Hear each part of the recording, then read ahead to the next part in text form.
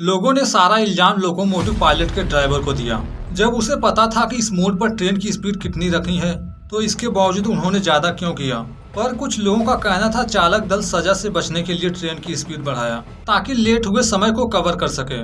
पर उन्होंने इतनी बड़ी लापरवाही क्यों की, इसका कारण जो भी था, निष्कर्ष में यही बातें सामने आ रही थी। वह कुछ सेकंड बचाने के लिए ऐसा किया होगा, क्योंकि यह कोई और कंट्री नहीं बल्कि था जापान, जहां पर कुछ ही समय की देरी होने पर ट्रेन के चालक दल को पेनल्टी के साथ साथ माफी भी मांगनी पड़ती है।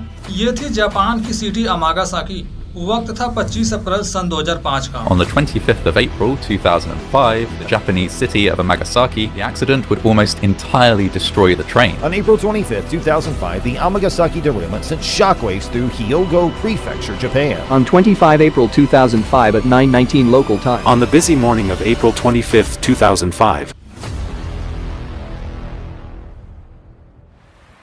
ये वक्त है आज से 19 से 20 साल पहले 25 अप्रैल सन 2005 का।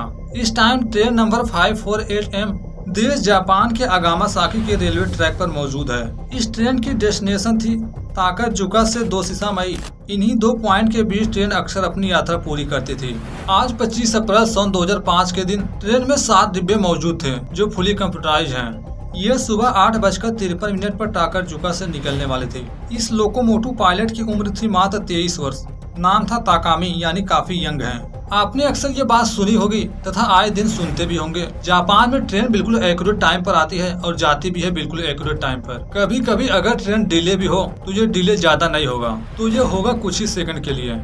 पर हमें ये नहीं भूलना चाहिए, जापान के लोग भी इंसान हैं, मगर फिर भी वे बाकी लोगों की अपेक्षा बिल्कुल एक्यूरेट टाइम पर किसी भी काम को कैसे कर लेते हैं। तो इसका एक ही जवाब है, वहाँ के रूल्स, जिसे यदि सही समय पर पूरा नहीं किया गया तो उन्हें पब्लिक से माफी तो मांगनी ही पड़ेगी।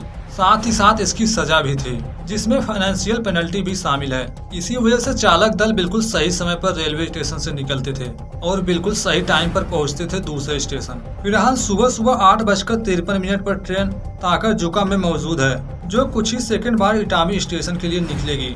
फिलहाल ताकाजुका रेलवे स्टेशन पर मौजूद यात्री जब ट्रेन में बैठ गए तो फाइनली ट्रेन 8:53 पर यहाँ से रवाना हुई। जापान में रेल यात्रा को लेकर इतने स्ट्रिक्ट रूल इसलिए थे क्योंकि वहाँ डेली 11 लाख से ज्यादा लोग ट्रेवल करते थे ट्रेन से ही। टाइम का भी ध्यान इसलिए रखा जाता था क्योंकि अगर एक भी ट्रेन को रेलवे स्टेशन तक पहुँचने में देरी हुई तो उसका इम्पैक्ट यात्रियों पर तो पड़ेगा ही साथ बाकी ट्रेन पर भी पड़ेगा। फाइनली सभी यात्रियों के आ जाने के बाद ट्रेन पहली डेस्टिनेशन से निकल गई। आगे ताकामी की जिम्मेदारी है वे बिल्कुल परफेक्ट टाइम पर दूसरे रेलवे स्टेशन पहुँचे। इसके बाद से ही हमें ध्यान देने की जरूरत है क्योंकि इसके आगे ही चालक दल के साथ कुछ ऐसा होने वाला है जो हादसे का बनेगा सबसे बड़ा रीजन। फिलहाल फर्स्ट डेस्टिनेशन से निकलने के बाद चीजें बिल्कुल नॉर्मल थी। प्लेन सेकेंड डेस्टिनेशन यानी इटामी रेलवे स्टेशन की तरफ बढ़ रहा था। इटामी की तरफ जाते वक्त जब ट्रेन आधा से ज्यादा की दूरी कंप्लीट कर ली तो कंडक्टर को महसूस हुआ शायद स्पीड लिमिट से ज्यादा है। आगे जगह जगह रेलवे ट्रैक टर्न भी था जहां पर स्पीड को कंट्रोल में रखना जरूरी होता है, इसलिए कंडक्टर देरी न करते हुए इमरजेंसी ब्रेक का यूज किया। पर ऐसा करने से पहले रेड सिग्नल चालू किया गया, जिस कारण ATS यानी ऑटोमेटिक ट्रेन स्टॉप सिस्टम की हेल्प से ट्रेन की स्पीड डाउन होने लगी। उस टाइम जब स्पीड मालूम की गई तो पता चला स्पीड थी 120 किलोमीटर पर आवर। ऐसी सिचुएशन में ताकामी ने ब्रेक का यूज तो किया ही था, साथ ही साथ लीवर ब्रेक को भी एक्टिवेट कर दिया। ऐसा करने पर अचानक से ट्रेन की स्पीड कम होने लगी, जिस कारण अंदर बैठे पैसेंजर को स्पीड कम होने से अचानक से झटका लगा। पर इसके बावजूद कोई बड़ा हादसा नहीं हुआ, चीजें नॉर्मल थी। पर एक पल के लिए सभी यात्री डर गए। उनके हिसाब से अभी तक रेलवे स्टेशन भी नहीं आया, इसके बावजूद ट्रेन क्यों रुकी? क्योंकि यहाँ ये इटामी रेलवे स्टेशन से काफी पहले रुके थे। आगे वापस से ट्रेन को नॉर्मल स्पीड पर ले जाने के लिए थोड़ा सा वक्त लगने वाला था, पर यहाँ चालक दल के पास इतना वक्त नहीं था क्योंकि पीछे से आ रही थी दूसरी ट्रेन। इस ट्रेन के चक्कर में पीछे से आ रही ट्रेन को रोकना सही नहीं था, इसलिए इनके पास एक ही रास्ता है, ट्रेन को पीछे रिवर्स में ले जाकर लूप लाइन पर शिफ्ट किया जाए ताकि पीछे से आ रही ट्रेन निकल जाए, उसके बाद ये आगे बढ़े। यह वही समय था जहां से सारी प्रॉब्लम शुरू हुई थी, क्योंकि ऐसा करने पर यह कंटिन्यू लेट हो रहे थे। प्लेन को जब पीछे ले जाया गया तो ये अपने एक्यूरेट टाइम से 90 सेकंड लेट हो गए, मीन्स 1.5 मिनट लेट। ताकामी ने जब टाइम देखा तो पता चला ये एग्जैक्ट 1 मिनट 21 सेकंड लेट पहुंचेंगे स्टेशन पर। ये देख उनके पसीने छूटने लगे। पर यहाँ आप सोचेंगे सिर्फ 1 मिनट की तो देरी हुई है, इसमें इतनी परेशान होने वाली क्या बात? तो यहाँ बताते चले ये जापान है, ना कोई अदर कंट्री। वहीं यदि इंडिया की बात करें तो यहाँ कभी कभी घंटों घंटों तक ट्रेन लेट रहती है। पर फिर भी कोई इस पर सवाल नहीं उठाता। ताकामी सिर्फ 90 सेकंड की देरी से इतना परेशान इसलिए हो रहे थे क्योंकि आगे पूरी तरह से फिक्स हो चुका था इनकी इस देरी की वजह से इन्हें सजा मिलेगी। इन्हीं बातों को सोच सोच कर वो परेशान हो रहा था क्योंकि परफेक्ट टाइमिंग के मामले में West Japan railway line company काफी सख्त थी। इसी वजह से पैसेंजर समय पर काम पर आने जाने के लिए ट्रेन के टाइम पर ही डिपेंड रहते थे। वे बिल्कुल एक्यूरेट टाइम पर आते थे और जाते थे बिल्कुल सही टाइम पर, क्योंकि उन्हें पूरी तरह से भरोसा था ट्रेन लेट नहीं होगी। अगर हुई भी तो होगी 2 से 5 या 10 सेकंड तक ही। पर यहाँ 1.5 मिनट के डिले की वजह से शेड्यूल में काफी चेंजेज होंगे।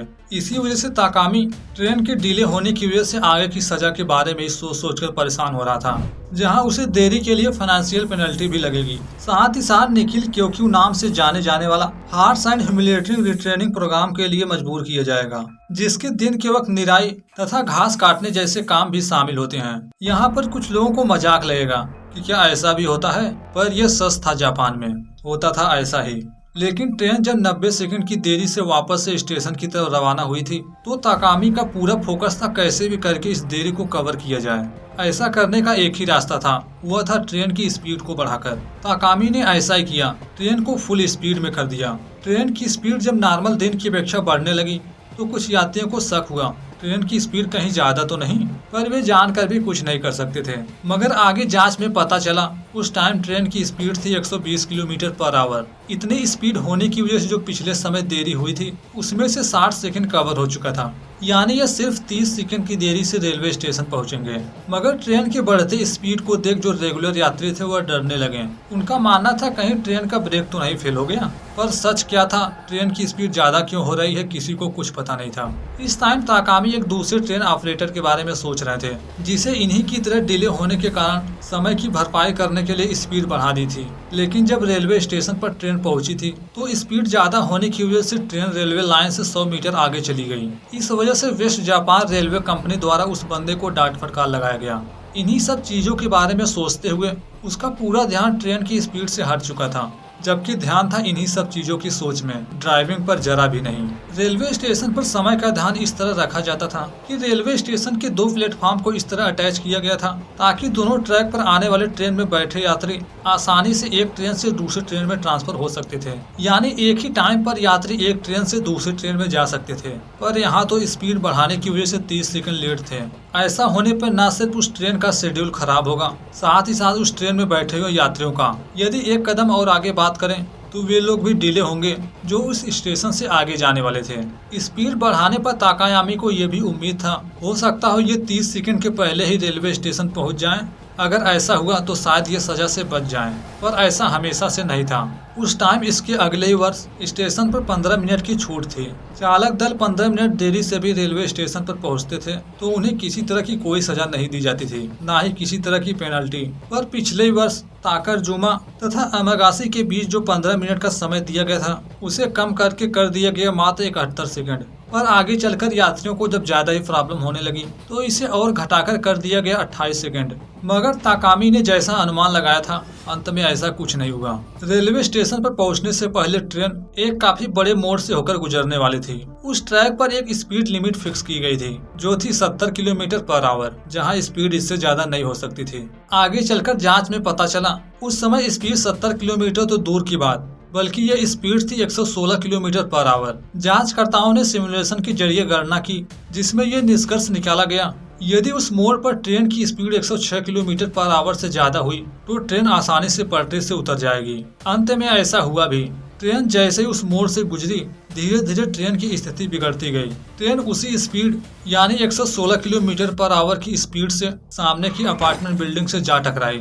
ये टक्कर इतनी भयानक थी कि ट्रेन की 2 कारें पार्किंग बिल्डिंग के गैराज वाले पार्ट में फिसलकर पहुंच गईं। एक ही झटके में सब कुछ खत्म हो गया। यात्री समझ नहीं पाए कि ये सब हुआ क्या। इस ट्रेन में चालक दल को मिलाकर टोटल 700 लोग मौजूद थे, जिसमें सभी के सभी इस हादसे का शिकार हुए।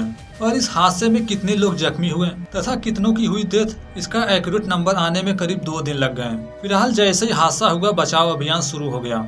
ट्रेन के सामने के 2 बोगियों में बैठे पैसेंजर की कंडीशन सबसे खराब थी। जिस लोकेशन पर ट्रेन पटरी से उतरा था वहां आसपास एक ही अपार्टमेंट बिल्डिंग थी, जिसमें से पहले मंजिल में सामने वाली बोगी पार्किंग एरिया में इंटर कर गई, जबकि दूसरी उसकी दीवार पर ही चिपक गई।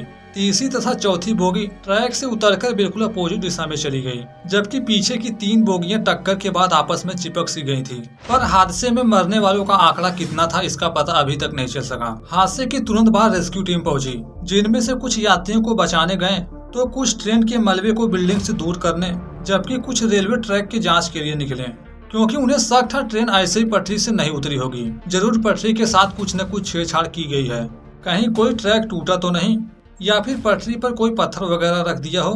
पर उन्हें ऐसी कोई चीज नहीं मिली जो बता सके यही इस हादसे का रीजन हो। जांच आगे बढ़ी तो पता चला ट्रेन का पटरी से उतरने का रीजन पटरी पर पत्थर रखना नहीं बल्कि था ओवर स्पीड। हालांकि 700 लोगों में से चालक दल के अलावा 107 लोगों की डेथ हुई थी, जबकि घायल हुए थे 562 लोग। हादसे में जीवित बचे लोगों ने दावा किया हादसे से पहले ट्रेन की स्पीड नॉर्मल से कहीं ज्यादा थी। इसके बाद से जापानीज गवर्नमेंट कई सारे रूल्स रेगुलेशन बनाई ताकि इस तरह के हादसे दोबारा से न हो, जिसमें से पहला था ऑटोमेटिक स्टॉपिंग सिस्टम ट्रेन में अपडेट किए जाए, ताकि यदि ट्रेन की स्पीड ज्यादा भी हो मगर वह जैसे किसी मोड़ पर पहुंचे ऑटोमेटिक स्पीड कम हो जाए। पर हादसे का मेन रीजन तो उस कंपनी के रूल्स को ही दिया गया, जिसके तहत ट्रेन को बिल्कुल एक्यूरेट समय पर रेलवे स्टेशन पर पहुंचने की जरूरत थी। आगे से नॉर्मल ट्रैक पर जो 120 किलोमीटर पर आवर की स्पीड दी गई थी उसे कम करके 95 किलोमीटर पर आवर कर दी गई। साथ ही साथ जहां पर घुमावदार रेलवे ट्रैक था वहां से स्पीड 70 से घटाकर 60 किलोमीटर पर आवर कर दी गई, जिस वजह से पहले से भी रेल यात्रा सुरक्षित हो पाई है जापान में। यहाँ तो टाइम की कमी की वजह से ट्रेन हादसा हुआ, पर इंसान से कुछ ऐसी भी गलतियाँ होती है जहाँ टाइम तो बहुत होता है मगर परिस्थितियां हाथ में नहीं होती। ऐसा होता है क्लाइंबर के साथ, क्योंकि इस हादसे के मात्र 1 साल बाद सन 2006 में एक ऑस्ट्रेलियन क्लाइंबर निकला माउंट एवरेस्ट की चढ़ाई पर उसे नहीं पता था बीच रास्ते में पहुंचकर उसके साथ कुछ ऐसा होने वाला है जिसकी उम्मीद नहीं थी उसे, जिसके बारे में बात की गई है इस वीडियो में। तब तक एंजॉय कीजिए, मिलते हैं जल्द ही। धन्यवाद।